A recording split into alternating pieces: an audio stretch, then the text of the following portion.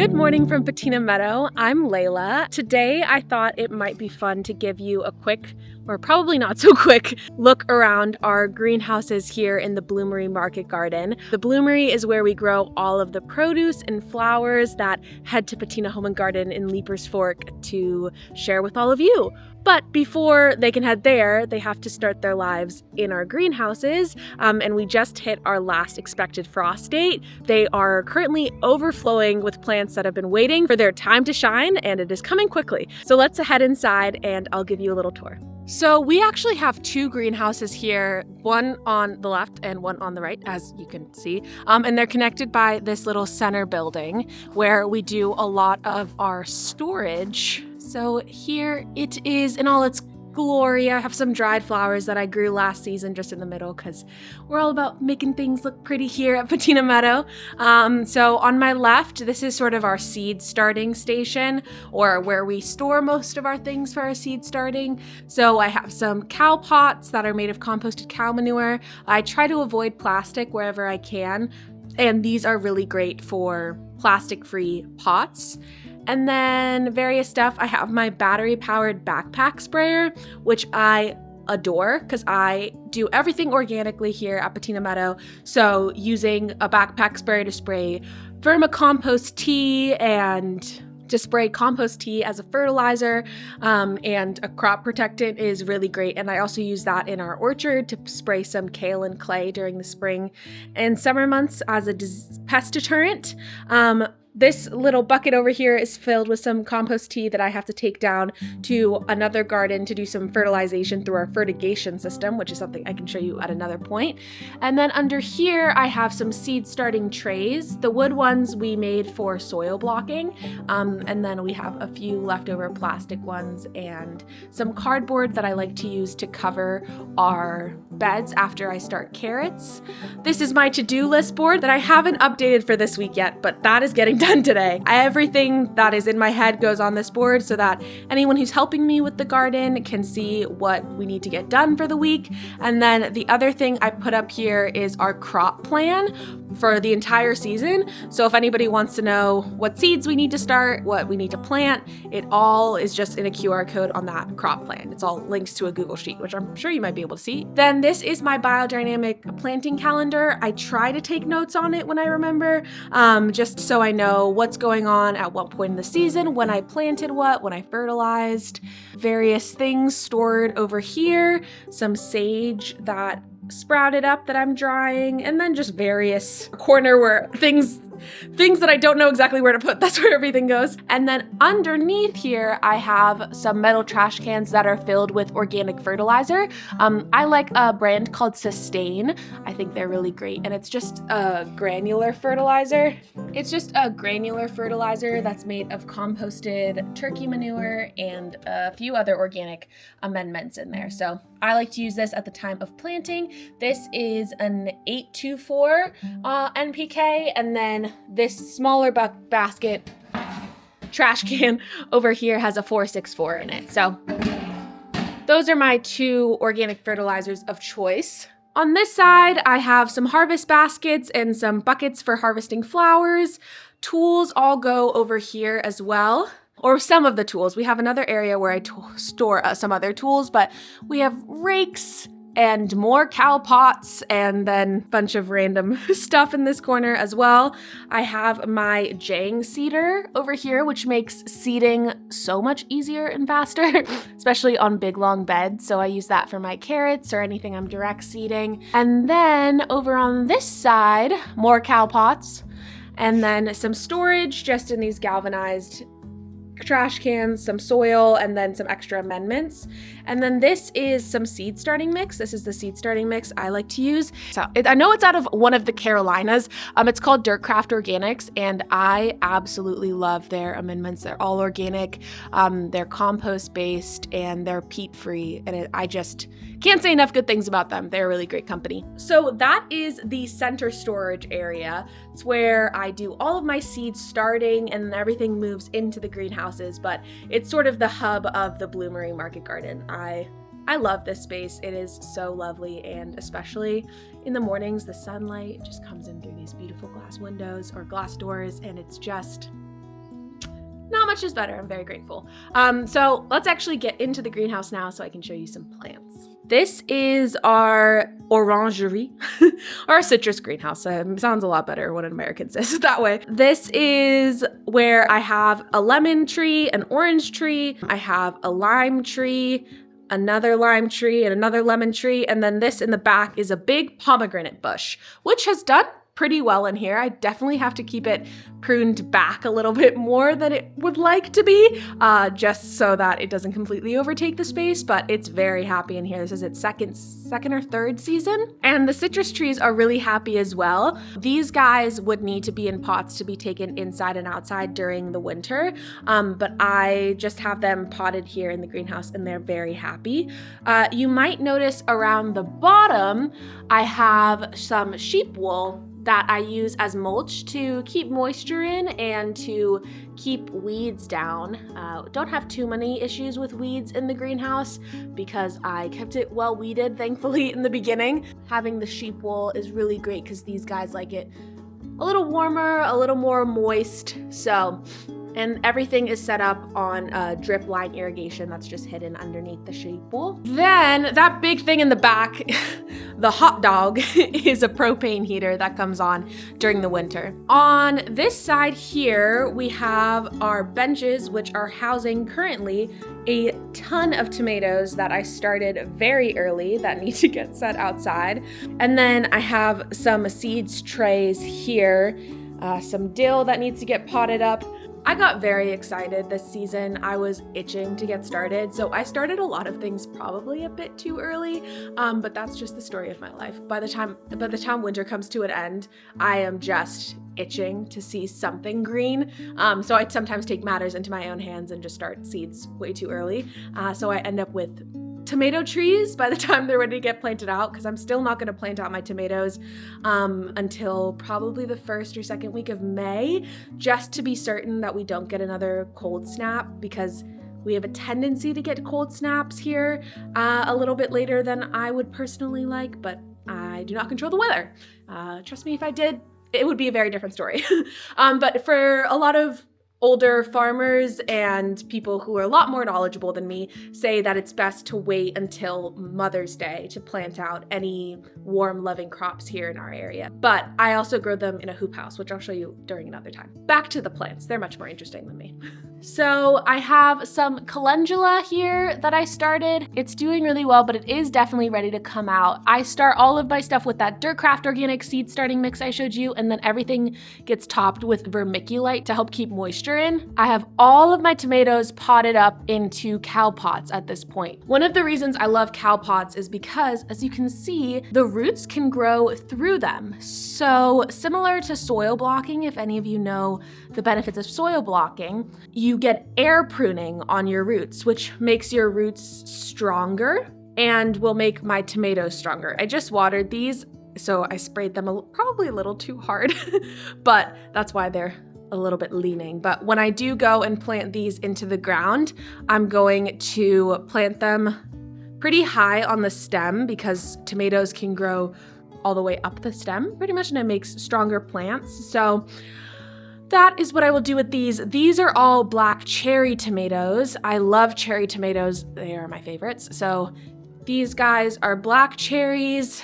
And then these are some extra rootstock tomatoes that I grew, and I just potted them up. I'm not going to plant them for the fruit, but I have them just in case.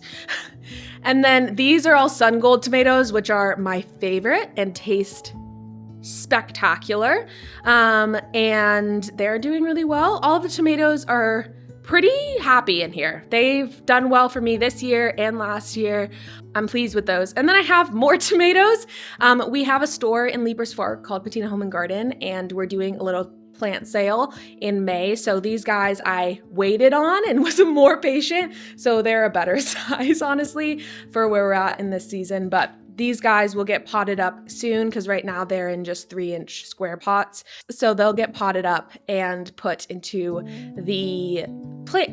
our plant sale at the store whenever they're done. And then I have some more plants. These are peppers, some cucumbers that I started a little bit too early and then potted up into 4-inch cow pots. Some nasturtiums. These are a tray of cosmos that I am so pleased with how they germinated. I love seeing like a full seed tray. It just makes my heart so happy. And then over here, I think is just more sun gold tomatoes. So I planted way too many tomatoes. I always do this, but I always think it's better to have too many than too little. I have a tendency to have too little. I am very bad at guesstimating the correct amount of plants for an area. So I'm learning to just overplant and then deal with abundance. And then on this back wall here, I have a ton of strawberries. I put these guys in pots because I have some strawberries planted outside, but I wanted to see if I could get some a little bit earlier, and it is working. I have some little tiny guys. These are Chandler strawberries and All-Star strawberries in these pots. So I have them all the way. They line this whole back wall of the greenhouse. And then below them, I have some Lysianthus that I put into some pots that I'm going to need to move into the sunlight pretty soon here because they're getting shaded out a bit by my huge pomegranate tree that actually has some little pomegranate flowers starting on it. So that's very exciting. So that is the citrus greenhouse. I have some borage planted in the ground too here and here just because it'll get quite big and cover more ground, and the flowers are so pretty and it's pretty low maintenance, and that's what I like out of plants. Low maintenance and pretty flowers is a winning combo for me. In this back corner here is my secret weapon. It is a compost tea machine. This is from Growing Solutions. I make vermicompost tea, which is worm casting tea, basically weekly here during the growing season. I also make a bunny manure tea during the growing season as well, both for fertilization. My worm castings are just the bag that's sitting on top. I love worm castings. I think they are so great for an organic gardener. I try to limit my inputs as much as possible, both to keep costs down and because I think sometimes we can overwhelm ourselves with too many things. So instead of worrying about doing all of the amendments all of the time, I try and keep it simple. For my seedlings, for fertilizing them once they get to the point where they need to be fertilized, which is when they sprout their first true leaves, I use worm casting tea and just sort of spray them with my backpack sprayer once a week, and that's kept them pretty happy. I keep them watered every day and do that fertilization once a week, and that has been the best way that I've found to keep things happy in the greenhouse until they're ready to get planted out. And then once everything gets planted out, I do a once a week foliar application of worm castings to keep the plants healthy and strong. And it also seems to help with disease and pests. I don't deal with them as much as I have in the past. It's just sort of a little boost of nutrition every once in a while and microbial life, which is the key to healthy soil. So that's what I like to do. It might be a lot, but I don't think it is. It feels fine. And if I ever miss a week, it's not a huge deal, but I like to do it. And it's also a good way to just check in with the garden and check in with the plants, making sure everyone's happy and healthy. Basically how this works is there's a pump in the back that aerates the water and the worm castings and creates a really great fertilizer and microbial amendment for the soil. So I like it a lot, and it's not going to burn your plants. It's honestly, can't say enough good things. So then outside of the greenhouse is the other greenhouse. This was on the other side, obviously. And this is a greenhouse that is a little bit more utilitarian. There used to be 2 avocado trees in here, but that one died. So this one is the only one left standing. I know I need to get it a partner or else it's not gonna bear fruit at all. I'm gonna be I think it takes like 4 or 5 years to get fruit from a tree this size. And if I don't have a partner for it to pollinate with, I might not get any at all. So moral of the story, I need another tree. And then I have my pomegranate bush again, another one. glorious. They love it in here. In the back, I actually have a sun gold tomato plant that volunteered and has been bearing fruit starting, I think, at the beginning of March. So that's been a really fun, wonderful gift from God. And then one thing I didn't mention in the other greenhouse that I will mention in here is that I have a fan that I keep on all of the time in here to keep air circulating. It makes the citrus trees and all of those things that are in the greenhouse grow better. It also keeps disease down just because you're having good air circulation. So this is the control panels and all of the stuff. It's quite a lot, but I'm gonna turn this off now so you can hear me a little better. On the benches over here, these are a lot of my cut flowers for the season. I've started in this side of the greenhouse, so these are all gonna go outside for the most part. I have some zinnias that I potted up into little 3-inch pots for our plant sale. And then I have some borage and some watermelon and some hot peppers that are starting to sprout. And then this little greenhouse inside a greenhouse is what I lovingly call my germination station. The catalyst for the germination station is that last year I tried to start turmeric and ginger out in the open without it, and it just was never able to get hot enough, and it wasn't staying humid enough for their tropical environment. So this year I was thinking of ways to fix that, and I have some extra greenhouse plastic, so I had my friend Haley, who helps me out here on the farm, rig up this germination station with some hoops that I usually use for frost cloth outside, and then the plastic over the top, and then underneath my trays are some heat mats. If I stick my hand in here, it's probably like 10 degrees warmer than it is outside, which is exactly what I need to start my turmeric and ginger. I also have some sweet potatoes in here as well that I will show you right now. Everything underneath the germination station. I'll also put, before I had my sweet potatoes and my turmeric and my ginger in there, I put my peppers, a lot of my hot peppers and tomatoes in there to germinate. And then once those germinated, I took them out just because I didn't want them to get too leggy. I thought they would be happier outside, and they have been. So all of these plants all around here are doing very well. These are more tomatoes for the plant sales that we are having at the store and some herbs and such. Oh, I have my drink. And then on this back wall here is all overflow that won't fit on these benches. So it's more tomatoes. Can you tell I love to grow tomatoes? So these are all heirloom tomatoes. And then I have some grafted tomatoes that I tried. This, I learned from my mistake. Don't put freshly grafted tomatoes next to a window. These have been healing for like a week, but I was silly and just didn't think about the wind, and we had a windy day and I lost like probably half of my grafted tomatoes. It was very sad. But you live and you learn. You never know until you try. So just don't do that. But the ones that are still standing are doing very well, and the grafts are healing nicely. More cucumbers and then more tomatoes. In these potato sacks, I have potatoes that are going to move outside here soon, but I just had them in here because I have to figure out where to put them. I grew my tomatoes, I will continually call potatoes. I grew my potatoes in the ground outside in our market garden last year, and while that was very successful, they did totally fine.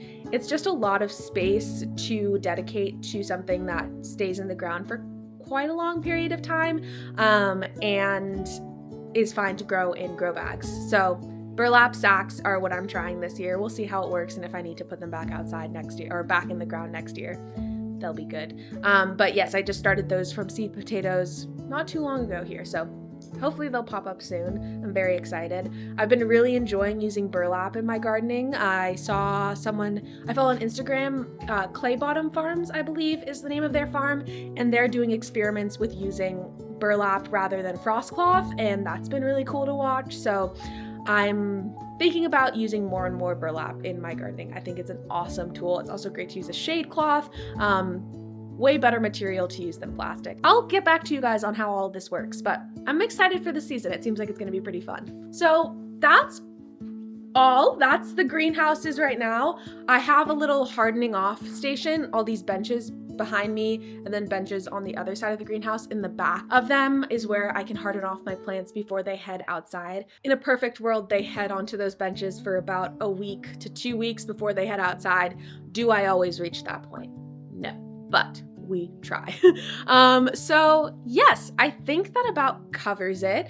If you have any questions or comments or concerns or anything like that, let me know in the comments. I'm happy to talk about greenhouses or anything growing related. Hopefully, if all goes according to plan, the produce and the flowers that are starting their lives in these greenhouses will head outside, and then their harvests will head to the store, Patina Home and Garden in Leapers Fork here at the beginning of summer, once we start to get harvests off of them, which is so exciting. Until then, I have to head back outside into the garden because, as you can see, the sun is rising. It is such a beautiful day out here, and there is a lot to do to prep to get all of these plants ready to get tucked outside. So I'm gonna go and do that now. I hope you have a beautiful day. I hope you go and get growing and get outside and enjoy all of the beauty that this wonderful spring season has to offer. And yeah, goodbye from Patina Meadow. Have a great day.